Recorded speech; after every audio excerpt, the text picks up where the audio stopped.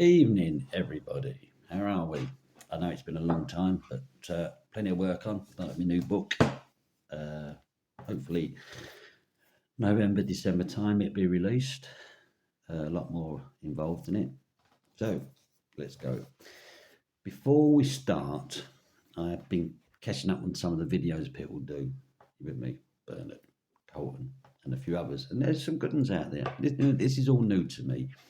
So when I say that I'm doing a video, people seem to think that I'm live, so they can ask me questions. It's just on my phone. That's all it is. I haven't got a computer. I don't know how to rig it all up. You know what I mean. So I will sort one out in time and do it that way, but I haven't.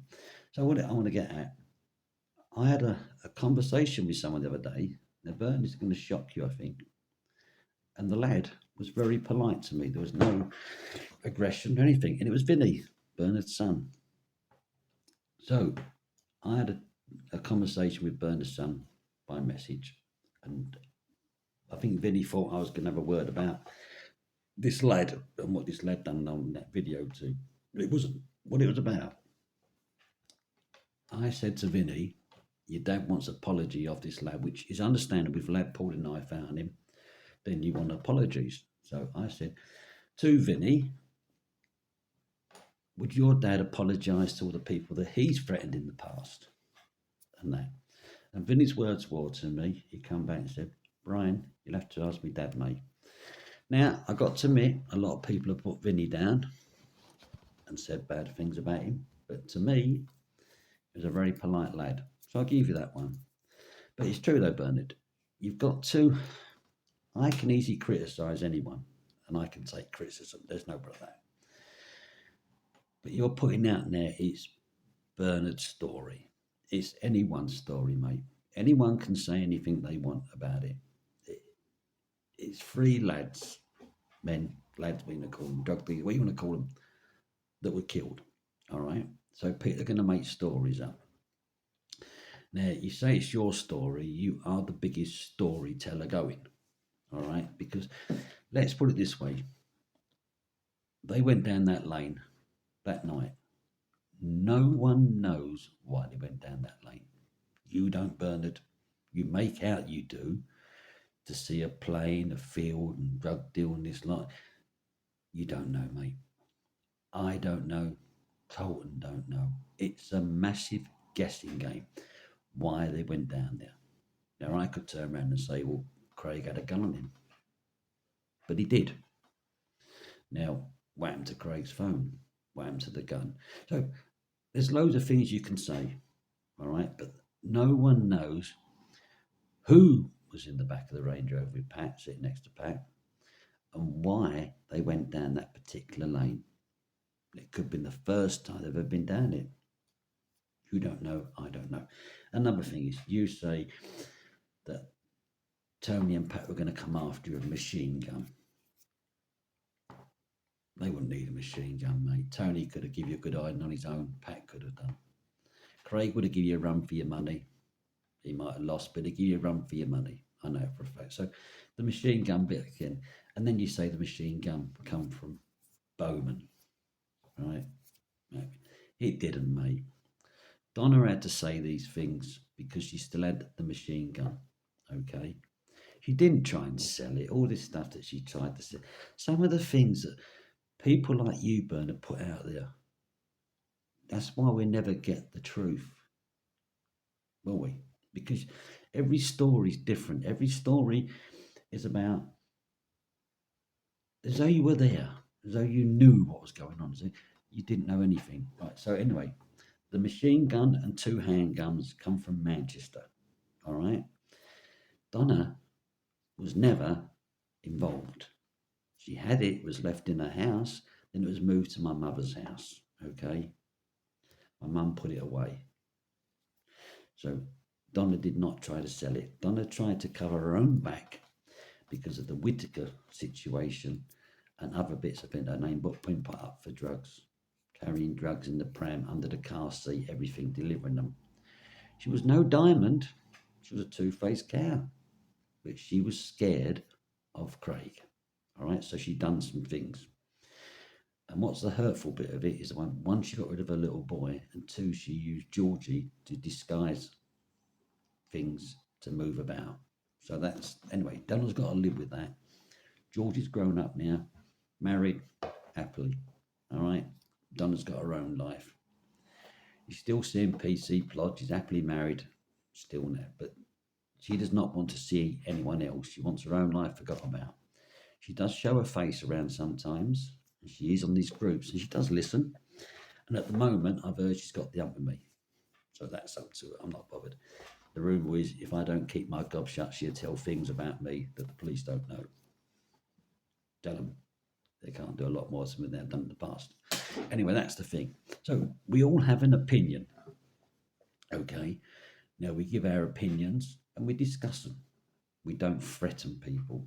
So if someone come in here and said, Brian, wait, mate, I don't believe this, then I'll say to you, okay, that's up to you. You don't believe it, but that's what happened.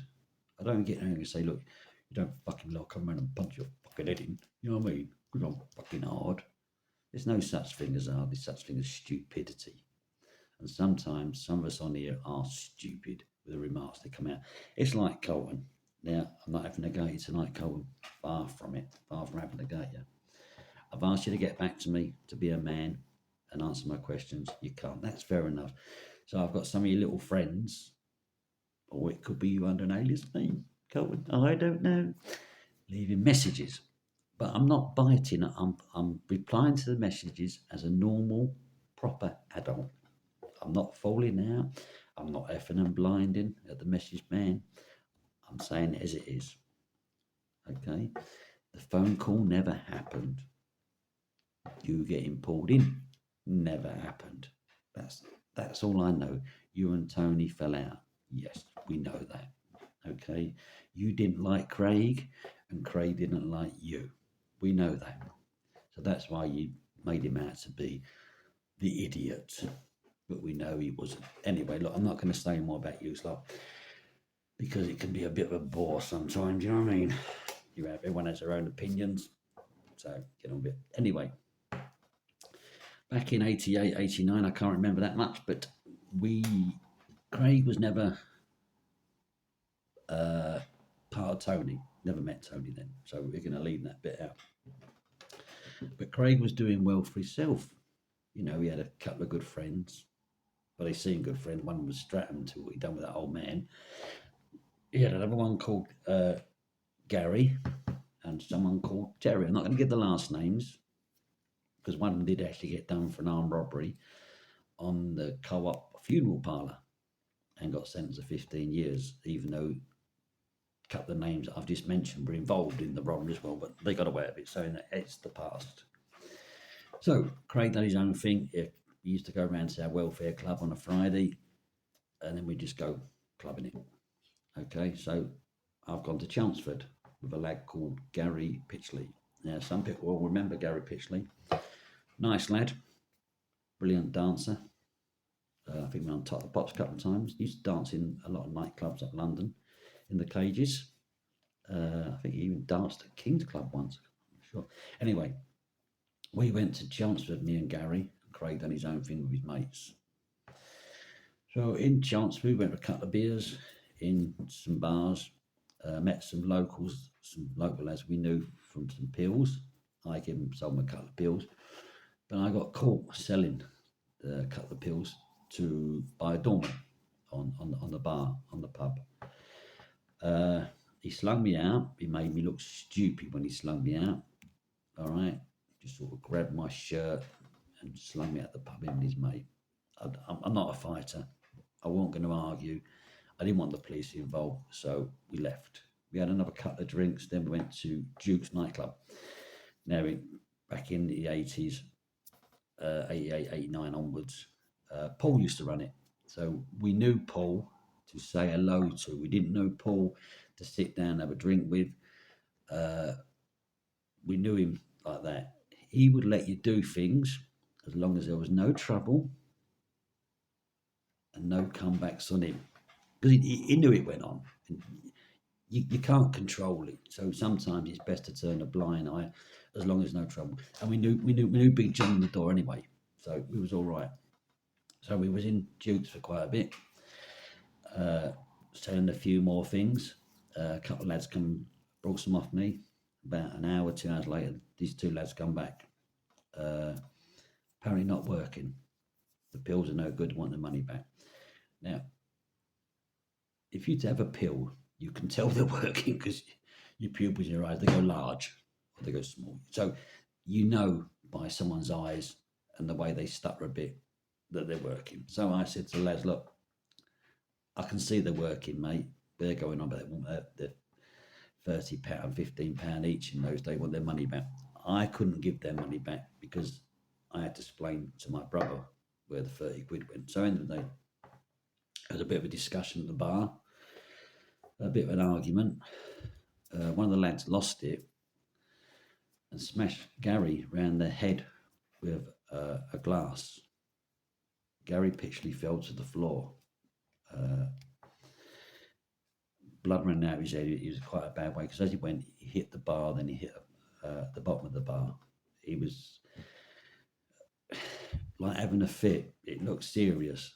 So the doorman come over, the police were called, the ambulance were called. The lads disappeared. Gary was taken to hospital. I think he went to Chelmsford. I didn't go with him, okay, because I couldn't. I was still carrying pills, so I couldn't have that chance of being searched or arrested. So Gary was with some lass that he met in there. She went with him, so we were in hospital anyway. And the moral of the story with Gary Pitchley, which now to this day onwards, he is, I wouldn't say brain dead, but he's very slow when he talks. He's forgetful. His mouth hangs one side. They fucked him up that night. Those lads fucked him up. So anyway, I was in Dukes, stayed there. The doorman were asking me, Big John, I've asked what I got on. I tried to explain. They went round looking for the lads, but I think the lad, everyone knows Dukes is a big place. The lads, I think, disappeared. So end of the night come, must have been about 12:30. I was going home, and as I walked outside, I could see two of the lads and the doorman that slung me out the bar standing across the road. So I said to Big John, look, the lads are over there. So he looked out and he said, look, come in here, Brian, until they fuck off, because I know two of them and they're quite hard bastards. So I was taken back indoors. People were going home. The doors were shut. They were still standing across the road. Then they were wandering off, coming back. So Big John said, can you get home? I said, well, I found a taxi. And he said, well, can I get someone to pick you up? So I got hold of Donna. She got hold of Craig. Craig come down to get me. Come down with, it was Craig, Terry, and someone else. I can't remember his name, but they come down anyway. So as we got outside, Craig turned up outside. Big John let me go, and Craig was there, and he had a hammer. So he had the hammer bit down here, and he had the hammer head in his hand like that. And the lads were still across the road. So I explained to Craig what went on, and about Gary being taken to hospital. So Craig went across the road, and he cracked the doorman so hard in the side of the head with a hammer, his head just split and he fell to the floor. Then it broke out a fight. Like I say, I didn't get involved in the fight. Then we got in the car before the police came and we fucked off. Now I heard a rumour, I don't know how true it is, 8-9 months later, the doorman was murdered. Now, that's what I heard. So that's the story there, 89. So that was forgotten about. And as you know, the rest of the story is Craig went on in life and his life lost, and I fucked off with me because I was since I had a guide on. So I met my wife from Derbyshire, and in 1999, I think, I took her down to Basildon. No, when I'm here, 1998. I took my wife down to Basildon to meet my mother. Anyway, she went down there. We had a few drinks, and then me, my wife, Mark, Marie, Sam, and Mark. I think it's Mark's brother. We went to a nightclub. I think it was Rayleigh, called Jumping Jacks. Jumping Jacks. So Debbie's never been to a nightclub down this side of town. So we went to a nightclub, and it's funny because, all these years they've been gone, 95, and now we're talking about 98, 99.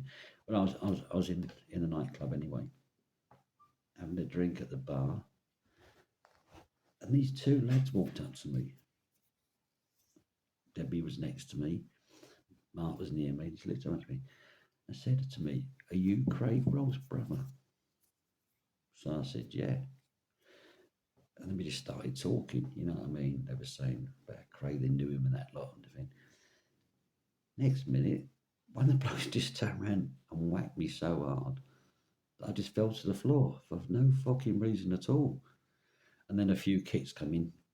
Debbie was screaming her head off. The doorman come over, asked what was going on. The lad said, "You know that fucking is that Craig Roll's brother?" I was picked up by the doorman, slung out of Jumping Jacks, sat on the fucking side of the road, not knowing what's going on. My nose and mouth bleeding. My wife fucking screamed her head off.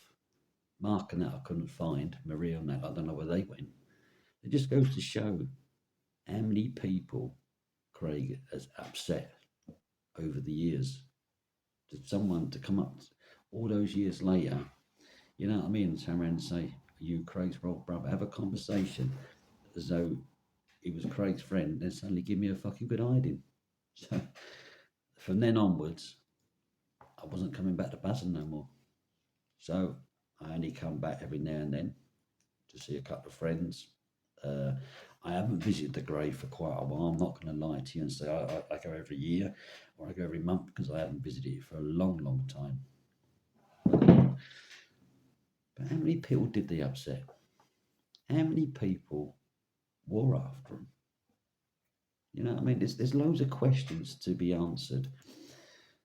The police car that found him at 6:30, it could have been 6. He rang in at 6:30. Went down there and see him. The tyre tracks, okay? Now, he drove his Cosworth car down, so there'd be tyre tracks. But when the farmers phoned in, I think it was 8:30, apparently that's the first time the police have heard of it. You know what I mean? But there's no tyre tracks then, was there, for the Cosworth? There was only one footprint. So what happened to his footprints? He must have looked into the Range Rover and seen them dead. You know what I mean? You can't pull the car up. You probably see a few windows smashed. They might be sitting there, but until you actually go and look. So that's a question the police will have to answer. And the other question is, they pulled my brother knowing he was disqualified from driving, and was told to let him go. Why? Why was they told to let him go when they knew he was banned? They could have arrested him, put him in the cells. You know, he was driving on a ban. So there's a lot of questions that the police need to answer, in my eyes. And I am going to Derbyshire headquarters in Ripley to meet an officer quite high up. This officer's going to get in contact with me soon and give me a time, a date, and his name, who I've got to see, the complaint section. And I am going to kick a hornet's nest. I am going to kick it so fucking hard. I want questions answered.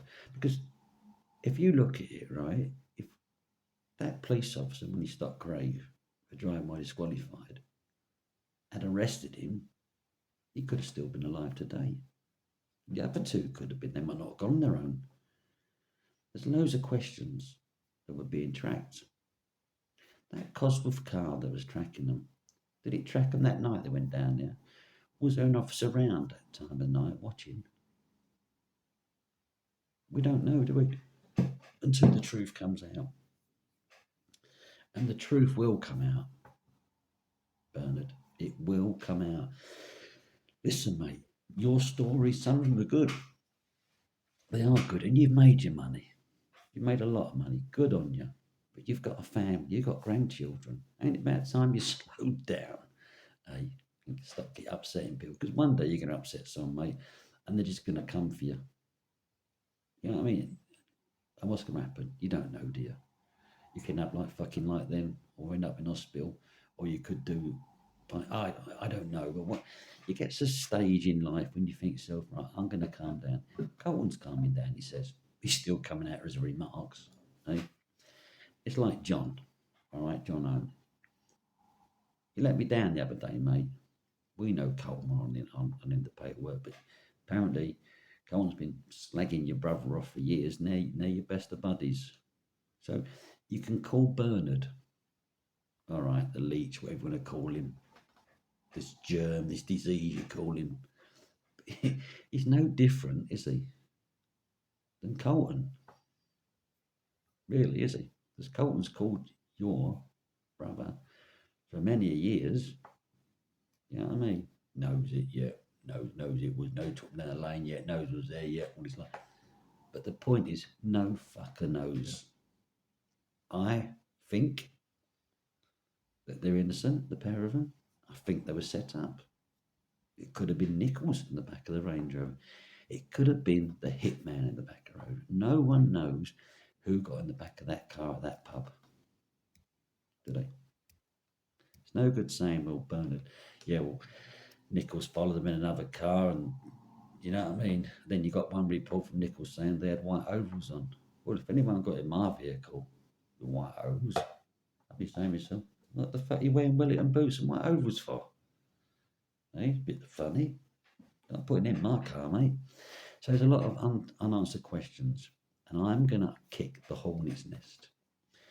I don't care who I upset, even you, Donna. I don't care if I upset you. If you got something on me, fucking spread it.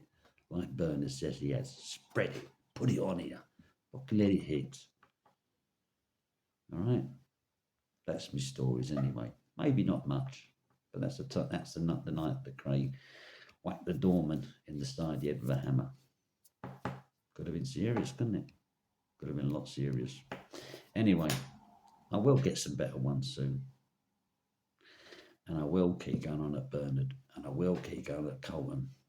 He was on about this, doing a podcast, everyone.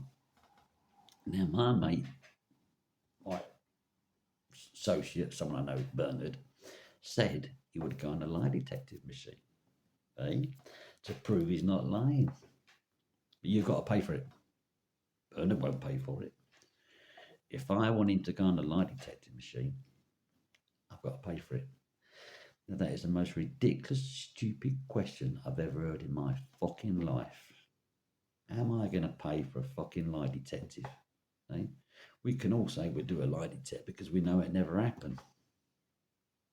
Try harder, Bernard. Night, everyone.